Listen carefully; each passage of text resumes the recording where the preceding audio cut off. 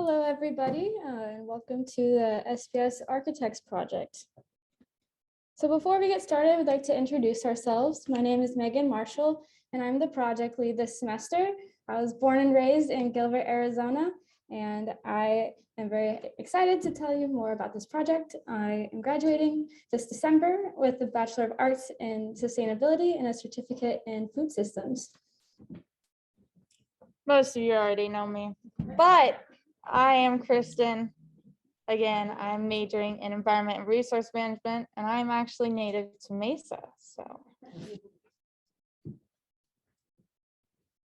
So a bit more about our project partner. It is SPS Architects. They are a Scottsdale and Tucson-based architecture firm. They prioritize in residential and commercial properties. They go above and beyond architectural standards by working on lead projects and jumpstarting the sustainability initiatives. And so the people that we worked with most are Maggie and Carolina. They have been amazing people that were very involved in this process. And so we'd like to thank them right now for that. All right, so our project partners reached out to us because they wanted to understand how sustainable they were and how they could also improve.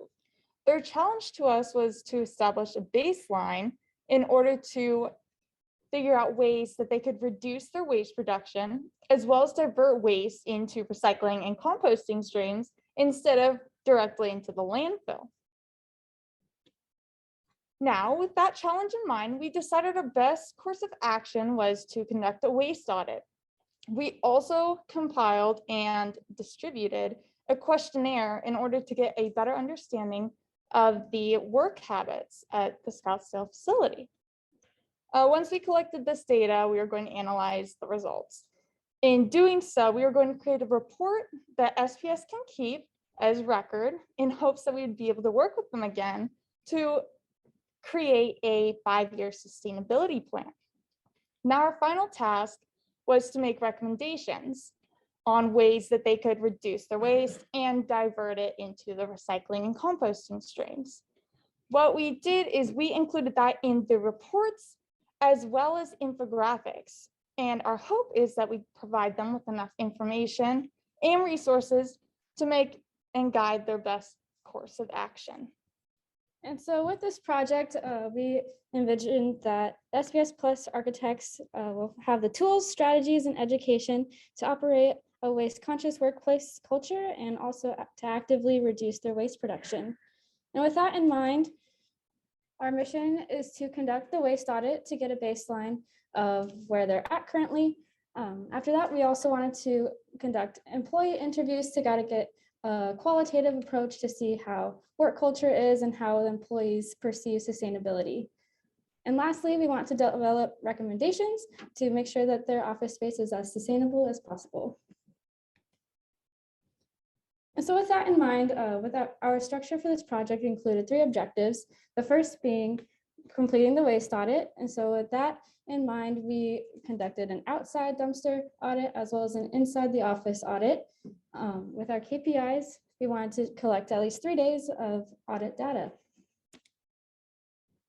Next is our second objective, which is to conduct an SPS staff questionnaire, like I mentioned before. And lastly, we wanted to develop recommendations for them to adopt in their day-to-day operations. All right, so a few things to note with the waste audit as we were doing it. The first thing to know was for the outdoor, they actually didn't have a scheduled dumpster pickup. So there was no accurate way for us to tell how much waste they produced in the week. With that being noted, the dumpsters were public. Therefore, we don't specifically know, or we can't make sure that it wasn't all of SPS's waste. So there could be additional material.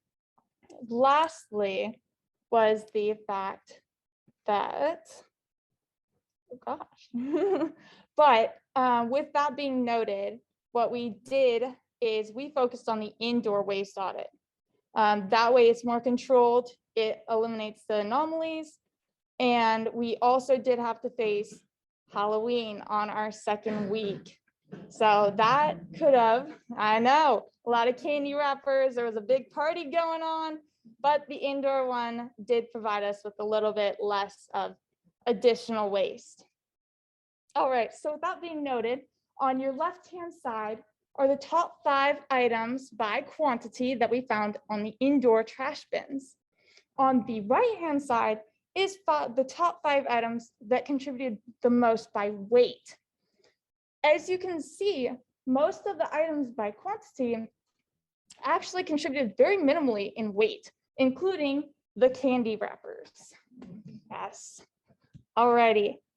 So moving along to the composition by weight, what we did notice is that for the recycling bins, the majority was recycled, which is very great. In fact, when we were comparing the recycling bin to the outdoor recycling composition, we actually found the same, almost the exact same percentage of trash. It was 5.4 instead of 5.9, but very close. Now on the right-hand side is our total indoor landfill composition. As you can see, blue is recycling, yellow is compostable, and red is the actual amount of trash that should have been in the landfill. From this, we could conclude that over 2/3 of the items in their landfill bucket could have been diverted into recycling and composting streams. And with that in mind, this is where we develop some recommendations. The first being company partnerships. We really want SPS Plus to embrace their values in making community relationships. And so with that in mind, we recommend them to work with TerraCycle, which is a nationwide company that recycles alternative materials that would otherwise go into the landfill. So with that, they would be able to divert those candy wrappers from Halloween as well as other snack wrappers. And they could also work with Recycled City. And as you may know, they are a composting company that basically treats composted materials just as recycling that you see on your driveway every Wednesday. Our second set of recommendations is zero waste alternative practices. And so with that, we want to suggest with water bottles at least to replace the single-use ones with reusable ones that office employees can definitely use during the day-to-day. And lastly, we want to provide educational materials based off of recycling and composting methods. So with that, we would have additional infographics, posters, and presentations. All right, so throughout our project, we did incorporate 3 SDGs.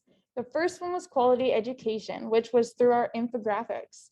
We did provide not only the top 5 items by quantity and weight, but we also put in a recycling infographic that is specifically Scottsdale. So that way they can go and gain the education they need to properly recycle.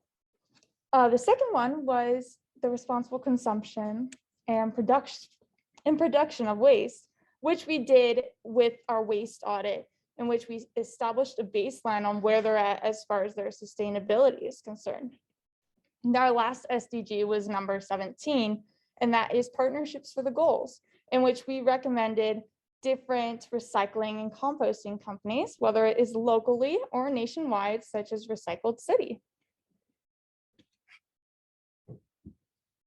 And so with this project with SPS Plus Architects, we learned a lot of information, both as ourselves, as students, as well as the company.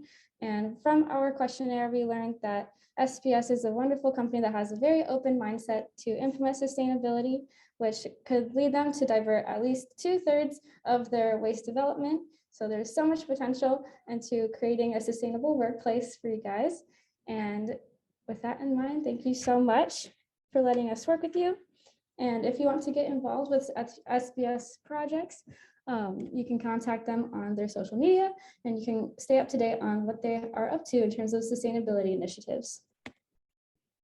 So thank you so much and have a great rest of your night.